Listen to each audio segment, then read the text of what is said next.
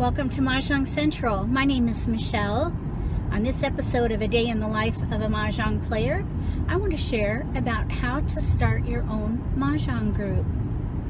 When I moved from Colorado to Atlanta, I didn't know anybody here, and I of course wanted to play Mahjong, so I decided to start a Meetup. Meetup, if you don't already know, is a networking site on the internet, meetup.com. That's M as in Mary, E-E-T as in Tom, U-P as in Paul.com. I'll have a link below the video to that. And basically, you create a group and you set up a calendar of events, and then people find you based on the different tag descriptors that you attach to your meetup, and then people with like interests will join your group and come to your events. So that's what I did. I started a meetup. I had it at my house, which I know is a little risky, having strangers in your home, but I didn't know the area, so I decided to risk it, and it went okay. So I had 12 people who came to my first meetup. We played Cantonese style. A lot of them didn't even know how to play, so I taught everybody how to play Cantonese style, which is the easiest style to learn. And then over time, we started playing other versions, and then grew from there. So that is one way to start your own group. Now you have to know that Meetup does cost. It costs $180 a year to run a meetup. So if you don't want to fund that yourself, then you'll need to start your meetup in a different way, which I do have some suggestions. So one suggestion, of course, is for you to go to your local synagogues if you play American style, because some groups already exist and play at local synagogues. So go to your local synagogue and see if there are groups that you can join. Some groups play independently, and you have to go with your own group, so keep that in mind. You may or may not be welcome to just jump in and play. Also, there are local senior centers and local community centers that sometimes will host games. So if there are not existing games, go in, talk to the activities coordinators, and see if you can use their open space to play Mahjong. And then at that point, you just ask friends who want to learn how to play, if they don't already know how to play, of course, and then teach them how to play. If you want to learn how to play, or you want to teach people how to play American style, I do have lesson kits. If you don't want to start from scratch, I have created these lesson kits that make it easy to teach people how to play in one 4-hour lesson, and there'll be a link below the video for that as well. You could teach them how to play Asian versions, which are the Cantonese styles, much easier to teach than American style. You can teach someone how to play that version in 15 minutes. So if you want to teach people how to play Cantonese style, start a Cantonese style group. So once you, of course, have people who have committed to being part of your little group, your group hopefully will grow from there if you want it to, and just by word of mouth, more and more people will want to come and play, and eventually maybe you could have a meetup. The Meetup site makes things easy to organize because everybody RSVPs for themselves, and you don't have to get on the phone and make phone calls and coordinate and organize and cancel or what have you. So eventually I'd recommend that you do it through Meetup. That's another way to just really grow your group and have more and more people to play with. Since I started the Meetup, we've been able to play every week since 2008 with very few cancellations. So there's always a game to play, which is great.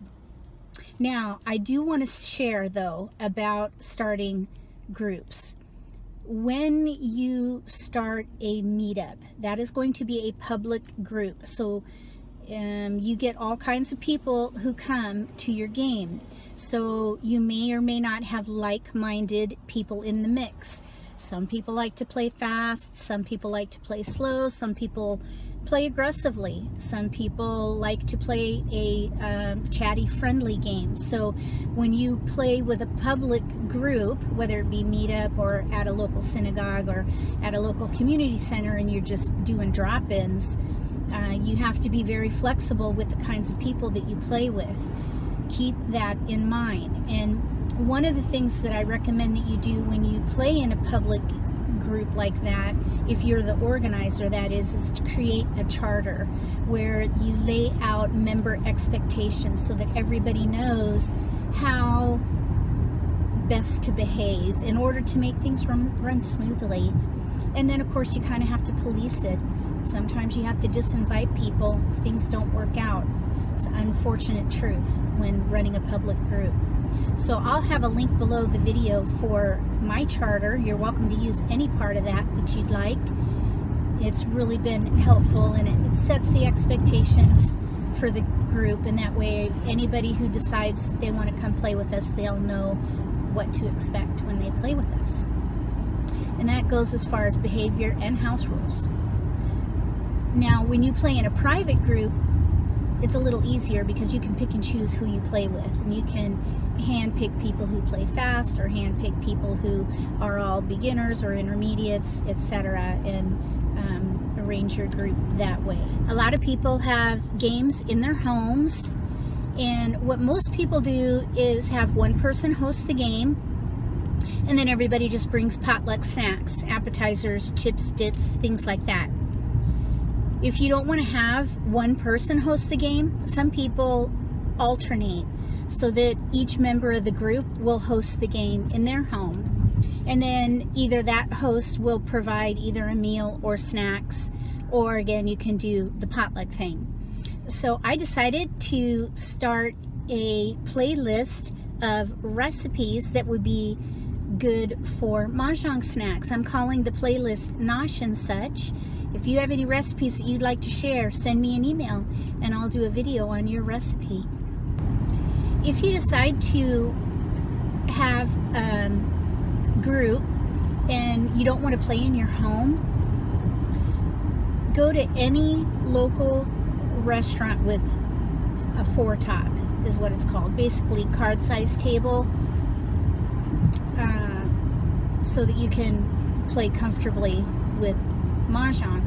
And what I do is I take my Mahjong set in and I ask to speak to the manager. I introduce myself and let them know that I play Mahjong and I'm looking for a place to play. And I show them the game. And then, so, you know, they get an idea of what it is you're going to be doing. And then I let them know that we'll be playing from, you know, whatever hours, 3 hours, 4 hours, but that we would either order lunch or dinner so that it makes it worth their while to have you in the restaurant. And, you know, it's going to be a trial and error. Some people do not want you taking up that kind of table space during lunch hour or dinner hour, but some will allow you to come in and play. A lot of sports bars will allow it, and a lot of chain restaurants will allow it as well. Places like IHOP, Fuddruckers, probably Steak and Shake, places like that. And then of course your mom and pop cafes may allow it. Coffee shops are really good places to try. Panera Bread will usually allow it. Any kind of deli typically will allow people to come in and play, but always go in and introduce yourself, talk to the manager, share about the game, make sure that they know that you will be buying food and beverages so that they know it'll be worth their time for you to be there. And then the other thing that I just want to caution you about is playing for money in public. Some states do not allow gambling, of course, so if you do play for money, keep it on the down low. Do not have money sitting out on the table. Do not have your Mahjong purses out on the table. Try to be discreet when paying each other for the winning hands. And and you shouldn't have any troubles. Some people keep score on paper and then settle up in the parking lot. That's another way that you could do it if you want to be even more discreet. So just keep all those things in mind, and if you ever have any questions about starting a group, write them in the comment section or send me an email. I'd be happy to talk to you about it. I've run groups since 2005, so I have a lot of experience. I'd be more than happy to help. On my way home from Mahjong today, I will get online and let you know how things go. We have 6 playing today, so we're going to do 2 tables of 3, and yeah, it's not ideal, but at least we get to play. I'd rather play 3 than not play at all. It'll be fun. Any Mahjong is good Mahjong, don't you think? Alright, I'll get back on and debrief you on my way home. All done with Mahjong. It was a really great day. We had 2 tables of 3 most of the day, and everybody had a really great time. I had a super good day, so it felt good to win. Even though that's not everything, winning is not everything. It's the enjoyment of the game and hanging out with friends. So it was a really great time, and I just got out of the Super H Mart, which is the Korean market across the street, and I got some egg roll wrappers because I am going to make some pepper jack cigars tomorrow.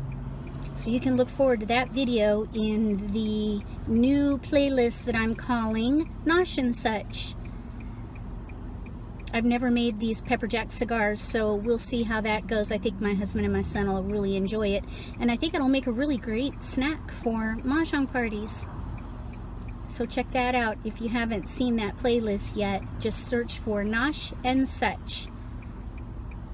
Between now and the next day in the life of a Mahjong player, may all your picks be keepers.